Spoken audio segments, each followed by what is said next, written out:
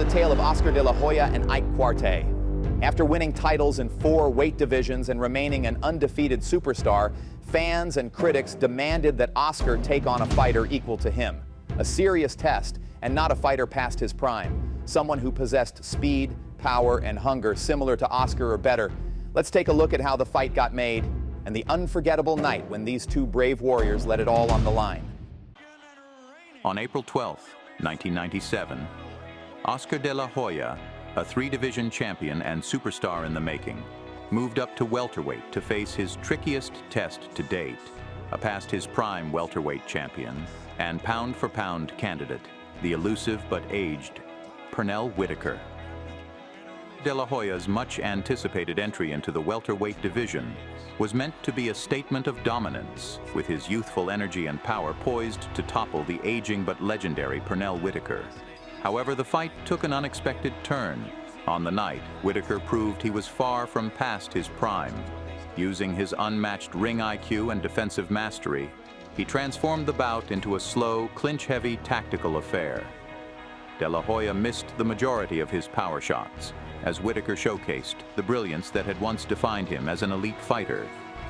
The result was a battle that highlighted Whitaker's enduring skill and forced De La Hoya into a far more challenging debut than anticipated, including suffering from a knockdown in round 9. At this point, it was thought that this fight would be a scorer's nightmare, both opponents only landing a dozen or so punches that were memorable. When the 12th round came to a close, people expected a close scorecard. But what was read out loud were wide scores that favored De La Hoya by a long shot. The controversial decision began to question the state of boxing. How could a fight that looked so close be scored so wide? Oscar believed he won the fight, but did have his opinions to add. It's basically true. I mean, boxing is influenced by different things other than great fighters and good performances and other things. So, I mean, every sport is like that, not just boxing, but every sport in general. So while the fight didn't live up to the hype, one good point came out of it. A spotlight started to shine on the welterweight division. 3 undefeated champions, all spectacular punchers. There was Felix Trinidad, an accurate, deadly knockout puncher who carried power in both hands, defended his portion of the title 12 times thus far, and was yearning for a shot against any other top welterweight to prove he was the best. Promoted by Don King, who primarily worked with the network Showtime to televise fights, Trinidad was considered on the other side of the street. But the 3rd champion was tied to HBO. Ike "Bazooka" Quartey looked the part of a very strong, powerful champion, nicknamed Bazooka for his heavy power jab that he threw relentlessly at overmatched opponents before finishing them off with his right hand. Quartey was also desperate to fight a foe equal to him, and there was still Whitaker, who continuously pushed for a rematch against De La Hoya. But it seemed Team De La Hoya didn't want anything to do with Whitaker again, and although Oscar said himself that he would give Whitaker a rematch, he had since changed his mind. In fact, Oscar was seen as such a massive moneymaker, and having 2 back-to-back decision wins, with the latter being the ugly fight against Whitaker, they felt his image took a hit. They decided the need to bring back the old Oscar, the knockout artist, and went through a series of trainers over his next fights to try to get him there. But it wasn't against any of the fighters fans were hoping. Instead, Oscar began a safe 2-year campaign at welterweight, defending his title against weak competition that provided 0 threat, and little effort showing his aim to unify the titles against the other champions, including a rematch against the aging Julio Cesar Chavez, who he soundly beat at a division below 2 years earlier. With 2 years of changing trainers, fighting inferior fighters, or Wall of Fame champions well past their prime, it seemed Team De La Hoya was adamant to refining his game and settling his body to the new fighting weight before going all in against the other champions. But the others got tired of waiting and turned their attention on each other. a fight was easily made between Ike Quartey to defend his WBA welterweight title against Pernell Whitaker in April of 1998. Whitaker saw a chance at redemption by beating Quartey, and the two fighters were put on the same card in October of 1997. While both fighters were victorious over tough competition to ensure the fight in the next year, it was Whitaker who brought the fight to a halt after testing positive for a banned substance. Facing a 6-month suspension from the ring, they appealed and an agreement was made for random test for 6 months. However, a second failed test couldn't be ignored, and the fight with Quartey was off. Issues continued with a DUI charge, and people began to worry about his recreational drug use. But Whitaker was insistent on not having a drug problem, and in his eyes, he was still at the top of his game. But these hurdles only made it harder for Whitaker, and in the end, Quartey was denied a super fight. Felix Trinidad, stuck on the other side of the street, was also living out a frustrating period of his career. King attempted to get a high-profile fighter, Terry Norris, to commit to a fight with Trinidad. Made the deal for the contract for Terry Norris and Trinidad. They brought it to me to promote it. I agreed to promote it and went out there to do it. Terry Norris took the money on the first fight, which was $850,000. He took the Mercedes-Benz.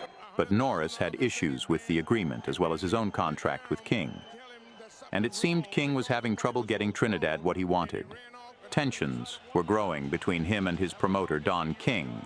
Meanwhile, Trinidad was popular more than ever, but his fans wanted a high-profile fight, particularly against De La Hoya.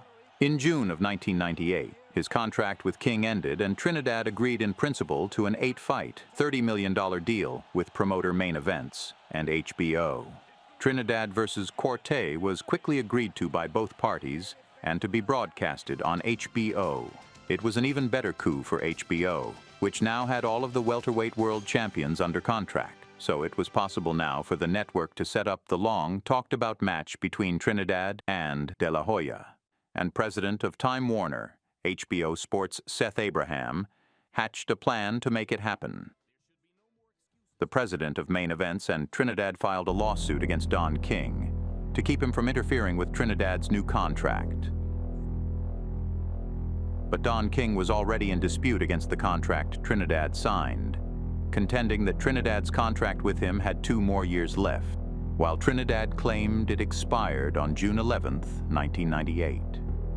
But the court sided with King after proof was disclosed in the contract, with King explaining that if the fighter wins a world title, an additional 2 years is added to the timeline of the contract, and now Trinidad was forced back to the table with Don King. This time around, Don King listened to the Trinidads, who demanded that King brings the biggest fights to Felix and invests in him to become what they believe he was, a superstar fighter. King agreed and outdid HBO and granted Trinidad with a 4-year, $42 million contract. To generate this kind of payday, other superstar fighters must be selected as opponents. Meanwhile, while King and Trinidad were working out their agreement, it was now Quartey who was out of yet another super fight, and now had remained for the entire year of 1998, outside of the ring. During this time, Oscar De La Hoya, who was on the outside looking in while the other top 3 welterweights tried to give the fans the fights they wanted to see, saw his opportunity to secure a super fight before any of the others could do. An agreement was made, and on February 13th, 1999, the undefeated Quartey, now stripped of his title because he refused to face his mandatory over Oscar, would step in the ring against the undefeated De La Hoya in a super fight billed as The Challenge. A fight fans were waiting for. This was the strongest fighter De La Hoya ever fought, and someone stronger than him.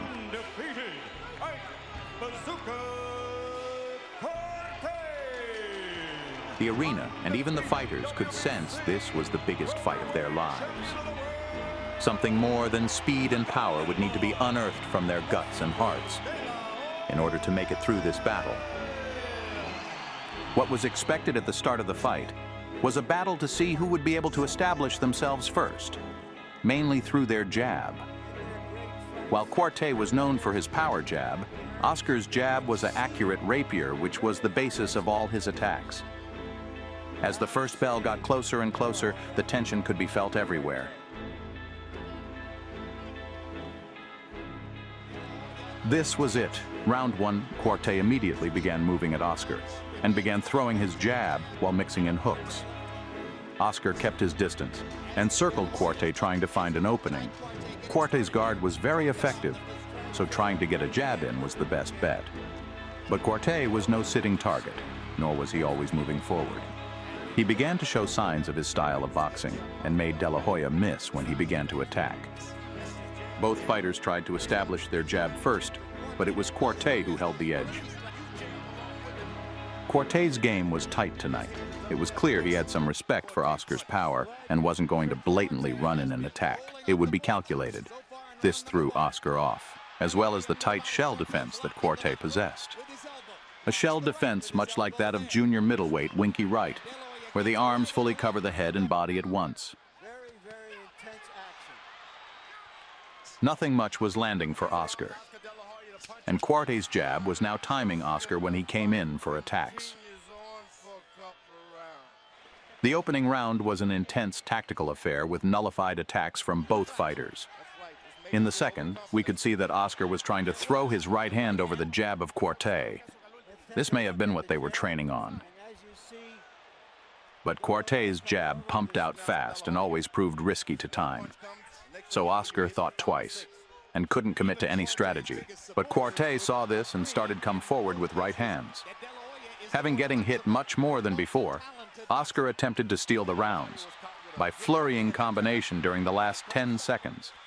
But Quartey would often catch De La Hoya when he would try to go wild, and buckled De La Hoya numerous times. Quartey was pumped and ready to scrap if they had to. This was going to be a challenge for Oscar. Indeed.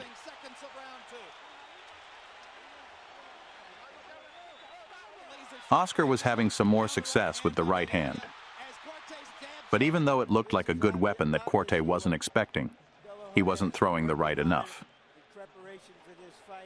The fight started to slow down after the second round due to Oscar backing off and waiting on attacks.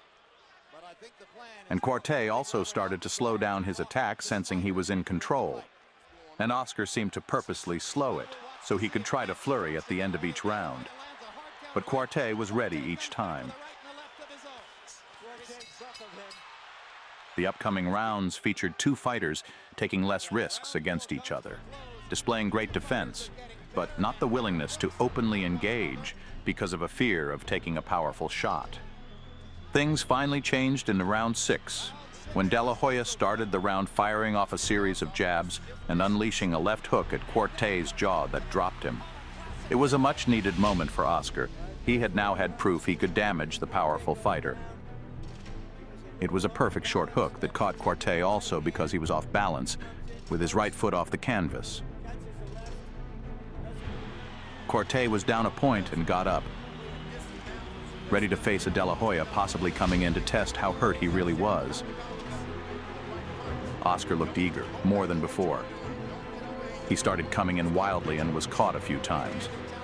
He must have felt Quartey's power himself, and he lunged at Quartey, taking risks to try to end it right there and then. But seconds after wildly going after him, Quartey dropped De La Hoya with a power punch to his chest. Looking at the replay, it was a perfect left hook shot that landed when Oscar attempted to throw an uppercut at Quartey. Such a shot can affect your breathing. The crowd was going nuts. Both fighters were down in the 6th. The fight was on. It was now Quartey who sensed De La Hoya was hurt and came at De La Hoya. A moment of rescue followed up as referee Mitch Halpern took Quartey off to the side and warned him about not listening on the break, giving Oscar a few seconds to regroup. But the table had officially turned, and it was all Quartey for the entire round, as Oscar had no answer at all as he backpedaled the entire round, while Quartey began throwing his jab with stronger intensity and followed up with numerous powerful right hands. The rounds following the 6th also started to slow down. Oscar was having trouble landing shots at a confident Quartey, who jabbed and moved his way around the second half of the fight. While Oscar was having little success catching Quartey with a clean shot, and occasionally finding an open target in De La Hoya, where he would launch a powerful right hand. One in particular that looked so devastating that it proved two things: De La Hoya had a chin, and that he had a warrior's heart to be able to take that. Going back to his corner at the end of the 11th, Oscar shook his head. One final round remained. Although one couldn't predict what the scores were, Quartey looked like he was in control, and it seemed that De La Hoya badly needed a great final round.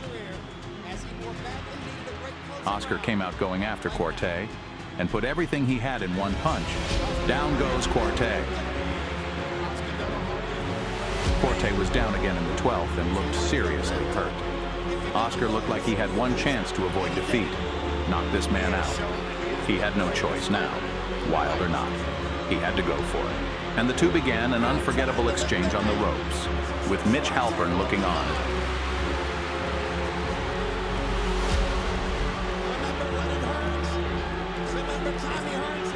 Halpern was close, ready to stop it when it was time, but Quartey kept on throwing back, halting Halpern from making an early stoppage. And he was right, as Quartey was still fighting back. De La Hoya threw every punch in his arsenal, catching Quartey over and over, who was hanging on by leaning on the ropes. De La Hoya was right there, but Quartey survived, and Oscar was gassed out completely. Both fighters testing their mettle in this final round, showing the world how great their championship hearts were.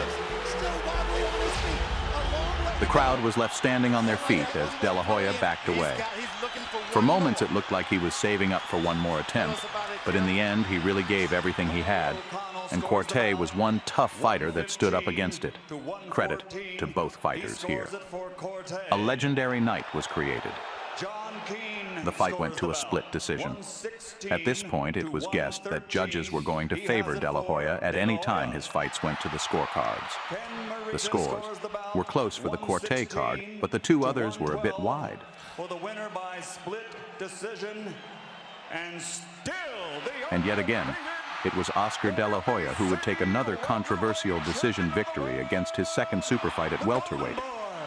This time, another controversial win didn't hurt Oscar because he did prove he had real grit. Enough grit to face the winner of Felix Trinidad and Pernell Whitaker, a bout which would take place a week later. Thank you for watching Legendary Fights. We would love to make more episodes. Thanks again, and good night. Like, share, and subscribe.